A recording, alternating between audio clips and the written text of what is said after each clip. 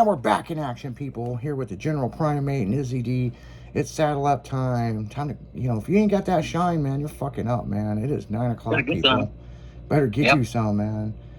And if for the ladies, man, break out that box of Boone's Farm, man. Don't be shy. If you're old school from Mad Dog 2020. Yeah, if you got some Mad Dog 2020, throw it up in the chat, man. Send us a fucking picture of that.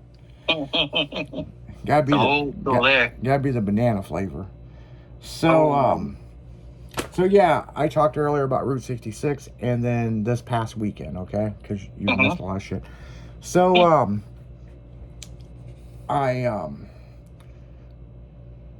so Minty, okay, that was a truck that you found for Tailgate Magazine for Will's Daily Grind Truck.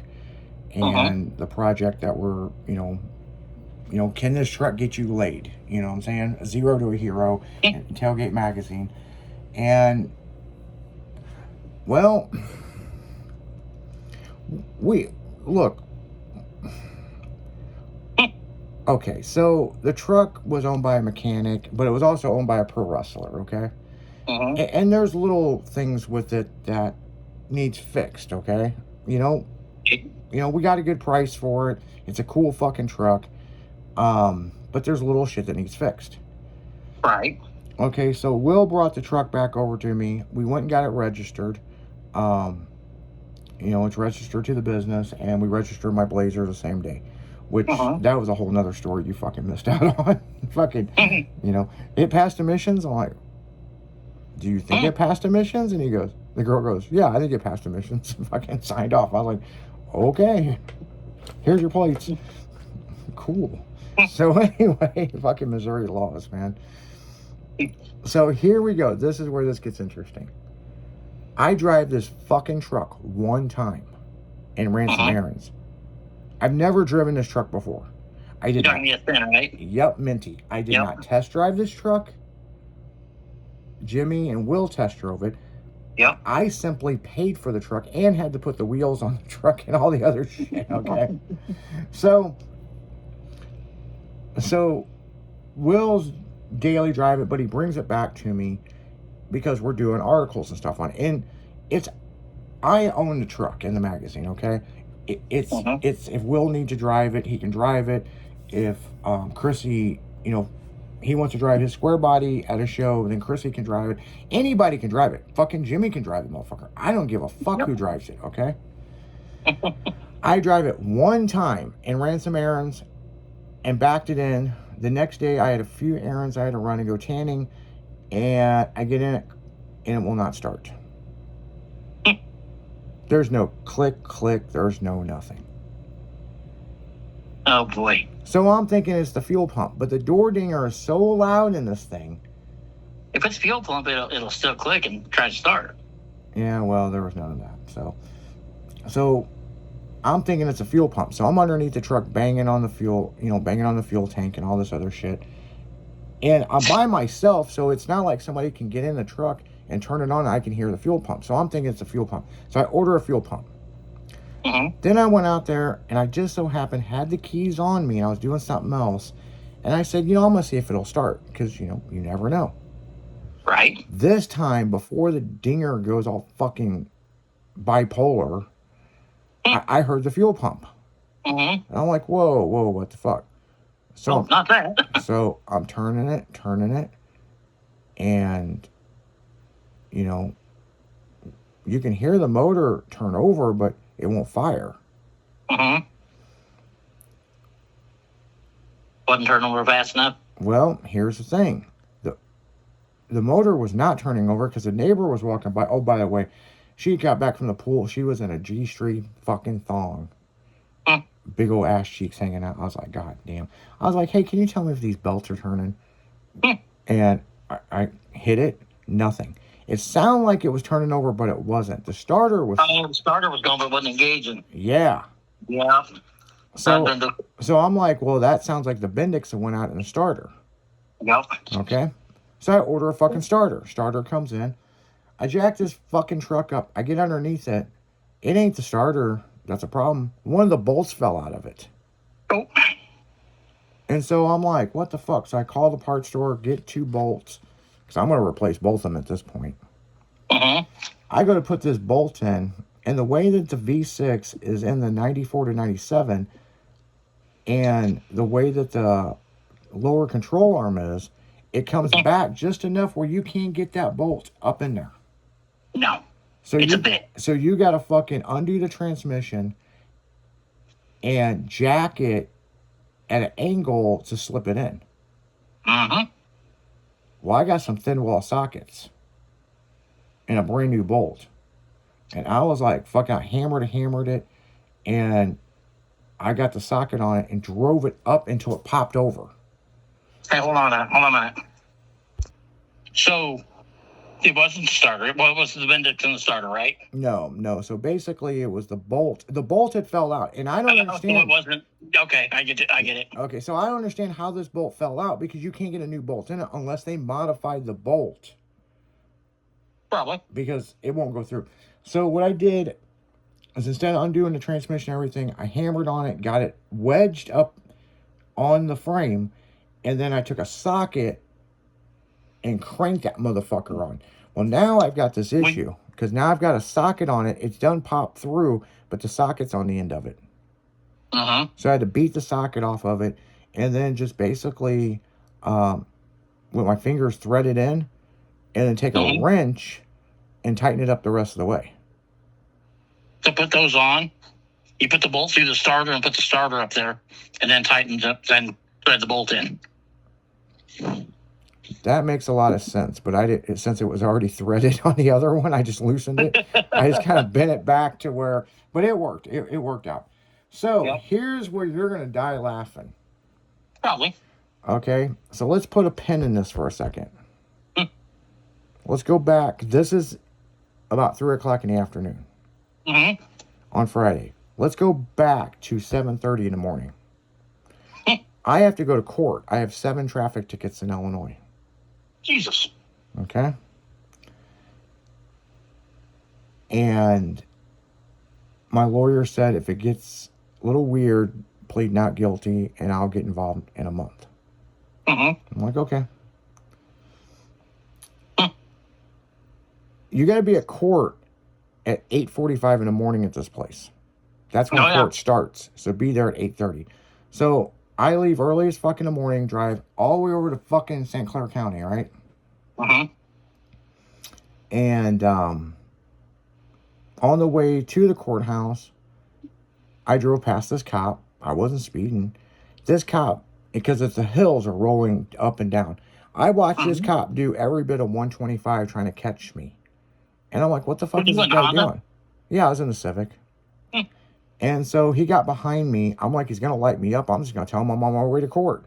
Are you the welcoming committee? I live in Missouri, motherfucker. But I'm from the east side, right? So I already kind of know where I'm going, you know?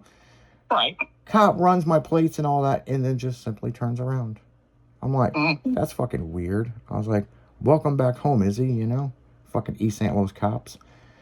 I get to the courthouse, and lo and behold, there's a gay pride fucking parade that they're setting up for. Now, I'm not making fun of gay pride, okay? It could have been any kind of parade, okay? But they're setting up for a fucking parade. So everything's blocked off, and you got to figure out somewhere to park. I get to the fucking courthouse, they're doing construction to the front of the building. Oh, jeez. I walked around this courthouse 4 fucking times, and somebody told me, you got to go through this door that there's no fucking signs for. And then you walk up these stairs, and then they don't have metal detectors. They physically pat you down. Yeah. I'm like, only in Illinois. Yep. I go into the courtroom, and there's a bailiff, and they're like, what's your name? And I tell them, and they're like, you don't have court today. And I go, well, according to this, I do. And I gave her the tickets, and she goes, hold on. And she walks up, and she goes, come back. She goes, you don't have court today. And I'm like, I'm not leaving until somebody tells me, you know, so I don't get a warrant. She's like, hold on. It's like I'm dealing with Felicia.